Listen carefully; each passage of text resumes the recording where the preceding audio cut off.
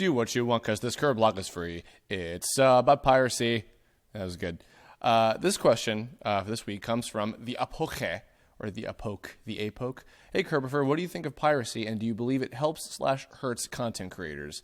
And I've fulfilled your request, so both requests now. So this is piracy is interesting in how it's kind of evolved our entertainment in a way.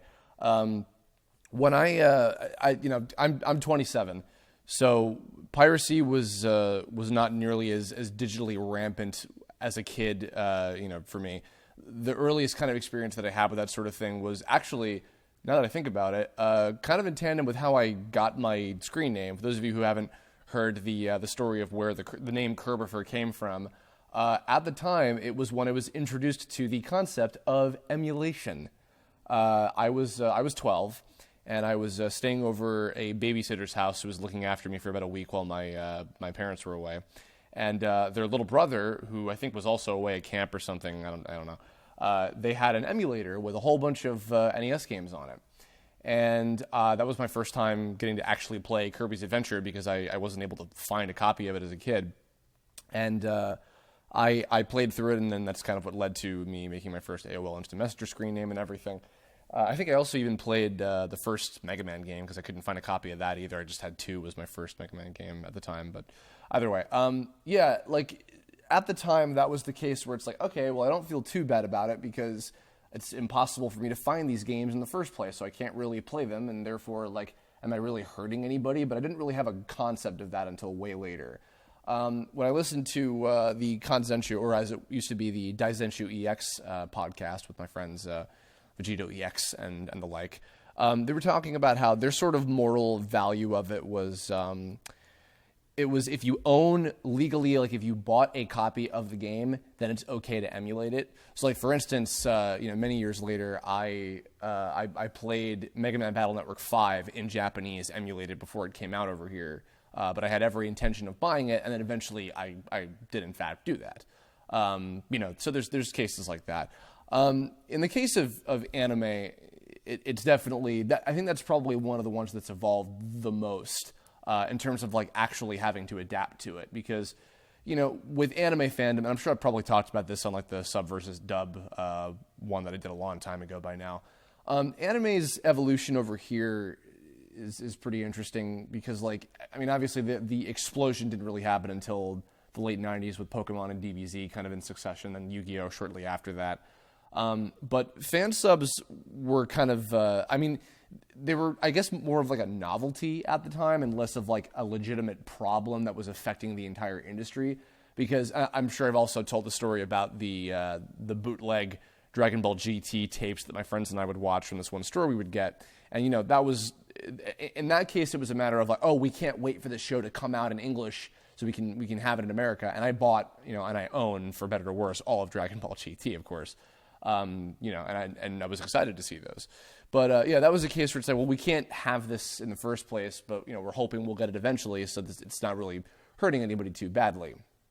It wasn't until the kind of, I guess, mid-2000s with One Piece that kind of my outlook on that sort of changed, because One Piece, I think about like 2005 or 6, I can't quite remember, was when I started watching a shit ton of One Piece episodes in Japanese. I was downloading them at the time from a fansub group that will go unnamed. And then I did eventually, for the record, way, way later when Funimation released their uncut DVD box sets, I bought all of those for all the corresponding episodes that I pirated at the time. It was everything up until, like, I think somewhere through Alabasta, if I'm remembering correctly. But either way. But at the same time, 4Kids was kind of what was making me, like, really question, like, what to do with that whole thing. Shortly before the One Piece stuff, they were putting out these uncut DVD releases of Yu-Gi-Oh! And Shaman King that only lasted for a few volumes because nobody was buying them. The production values of them were kind of not all that great, unfortunately. I am one of the few people that owns any of them in the first place, apparently. But yeah, as I was kind of noticing that, I'm like, well, they're licensing all these shows. A lot of them aren't even getting legal home releases at all. They're only airing on TV, and they don't even get an edited dub release. One Piece, for the record, did get one, but it didn't even finish the entirety of it. So it's like, well, what are we supposed to do in cases like that? Like, for instance, there was a show I was briefly into called Tokyo Mew Mew, or as we got it in America, Mew Mew Power. And I was watching that, and I remember, I to be fair, I wasn't so into it that I decided to go look up and watch the Japanese version, which I'm assuming was fan subbed by people. But what I realized, like, when I was just kind of like watching it inadvertently, like on Foxbox in the morning or 4Kids TV, whatever it was at the time. And I thought to myself, if this has no home release at all, and 4Kids has the show, they do 13 episodes, they air, it doesn't do that well, and then it's gone, but they just like continue to hold the license. It's like, in cases like that, there's nothing really you can do but kind of force people, if they want to watch it at all, English, Japanese, edited, uncut, whatever, is they have to pirate it. Because it's like, what if they can't view it on TV? What if they don't have the channel? What if they miss it? If there's nothing they can do, it's like there's no other choice. With most other media, it's like there's some kind of home release. Obviously there's the occasional show like from back in the day that still doesn't have any kind of like, ownable home release, and that sucks. But, by and large, like you have access to that. In cases with shows like that, it's like, what the fuck else are you supposed to do in the first place, So that was what was kind of making me think, even from like a business standpoint, it was like, what's the mentality behind that? And now, we flash ahead to way later where it's like, and even before broadcast apps became a big thing, I remember that there was NYAV Post, which I've had the fortune of getting to do a lot of voice work for. I remember they were really trying to push for that for a long time. I think Michael Sinner Nicholas, the head producer and director for a lot of the stuff at NYAV Post, was saying that simulcast dubs are, kind of the future. They're the future of anime dubbing. And they started with a show called Kurokami, the Black God, which they were doing for a while. And then they had the Gundam Unicorn, and even recently the Gundam Origins movies, where they come out on the same day in both America and in Japan, which is great. And I think that's a great way to go about it. And now, we've had Space Dandy, which proved to be a pretty big success. We've had, we have all these broadcast dubs happening with Funimation now as well, which, not to, blow the lid off that, but it's like, that's not easy. And I can say that from, having worked on Pokemon, having known people who work very, on a weekly basis on Pokemon, dubbing one episode of a show in English every single week, and especially when you have to keep up with what the Japanese, airing schedule is, it's not easy. It's not easy to coordinate having everybody and everything in place and also having it be good. I'm finding people are being very critical of, just kind of the production process and the quality of broadcast dubs now. But it's like, well, you got to understand from their perspective. It's like something Masako pointed out. Actually, we were talking about the 10 things that to make Dragon Ball Super more super video. He had done recently. He was talking about the kind of mantra of fast, cheap, and high quality, something like that. And you can't always necessarily have all three unless you have a shit ton of money backing it. Which in not every case you can. Kind of transitioning to the actual point of the question about content creation. For me, it's changed a lot with with how I've done stuff online, because when I started on Newgrounds, as I was learning, as I was making stuff that was getting more and more popular, you'd get awarded monthly cash prizes of like a couple $100, if your cartoon was like one of the top 5 of the month or whatever.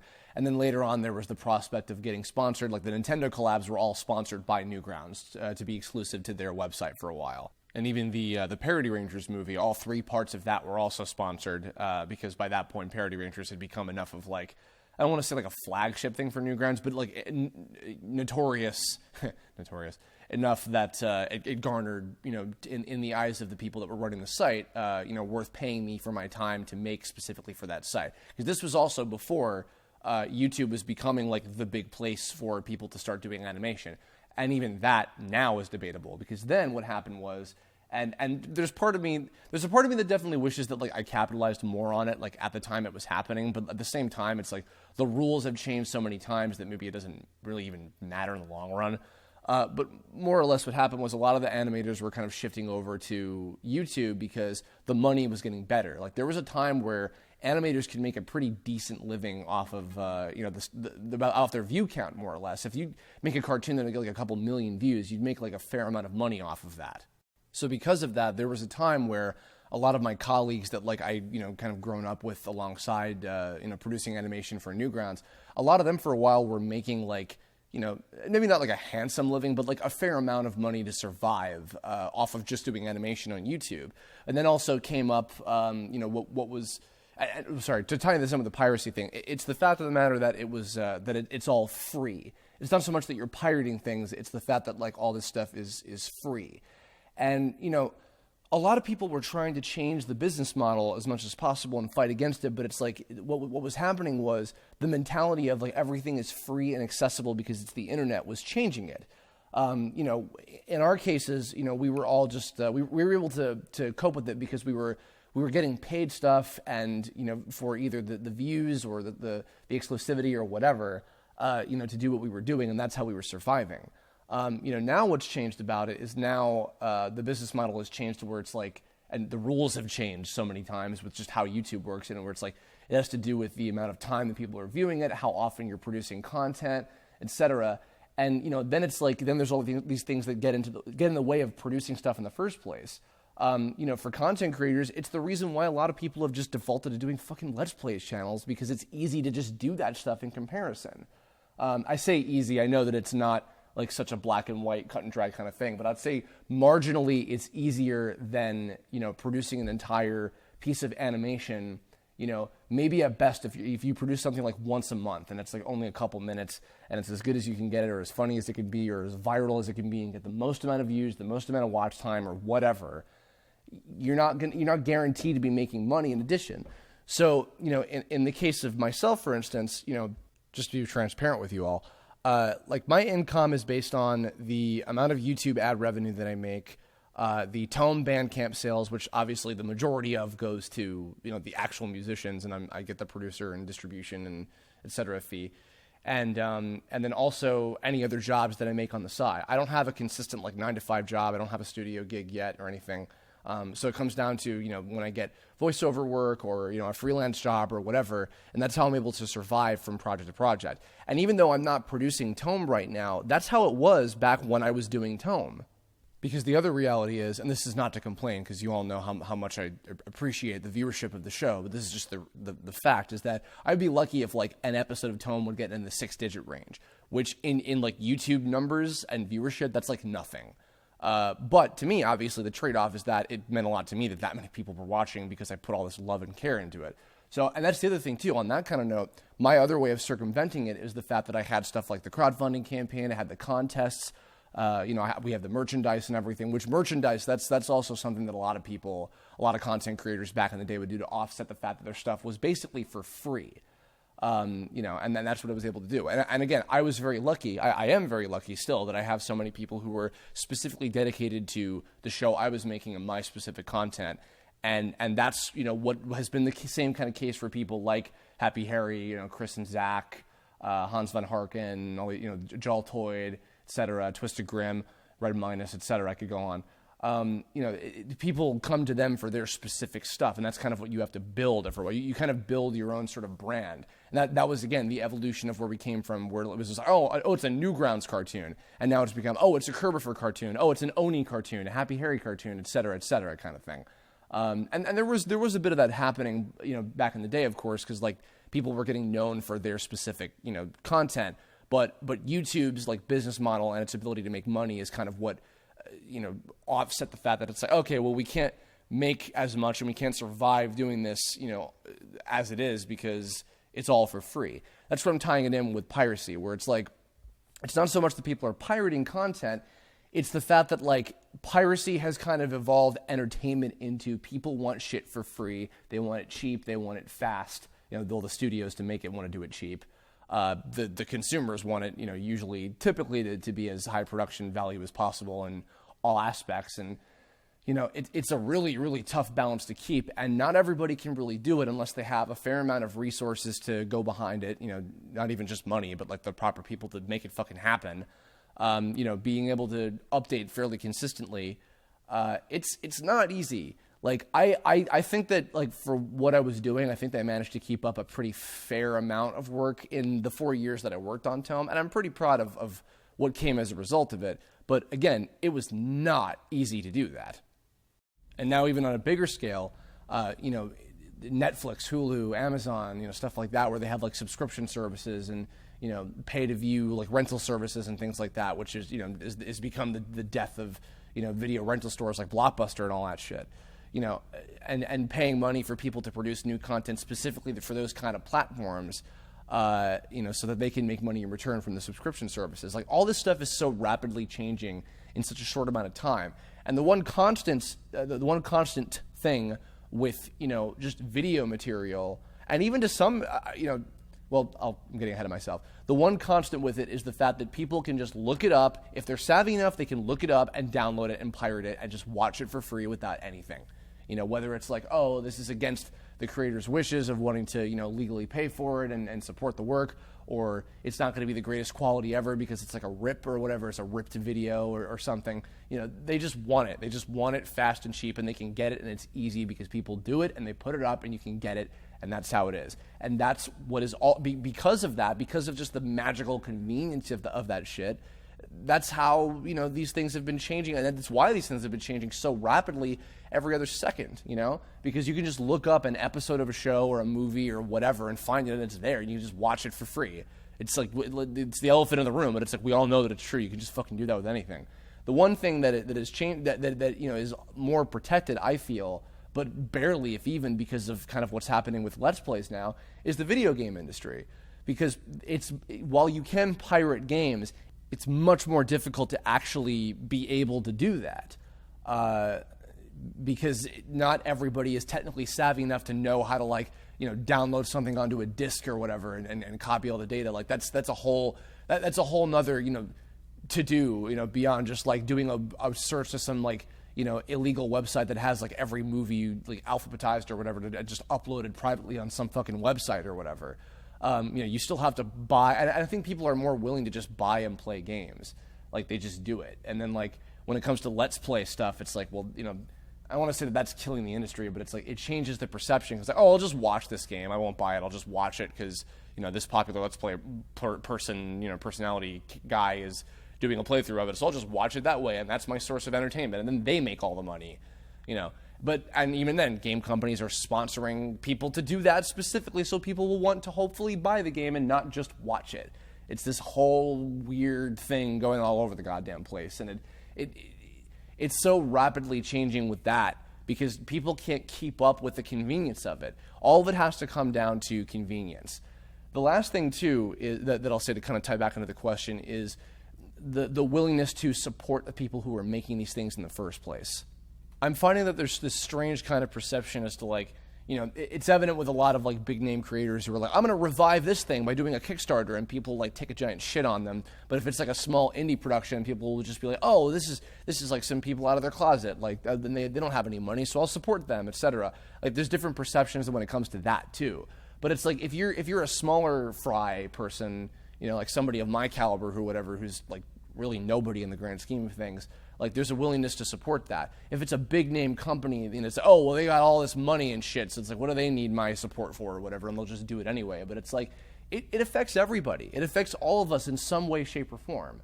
So what am I saying with all this? What I'm saying is, if there is a legal option to pay for something and you can afford it, then you should do it. If you can't afford it and it's just you want to see it and you want to experience it or whatever, if you're mature enough, you should know to, kind of temper yourself and think of a smarter decision of, okay, if I pirate this, how much is this going to affect the person who, created this by me not spending the however much money, that they're putting it up legally for you to be able to get it for, kind of thing, So if you do, but again, it's entertainment, so it's what do people care? They just want to be entertained.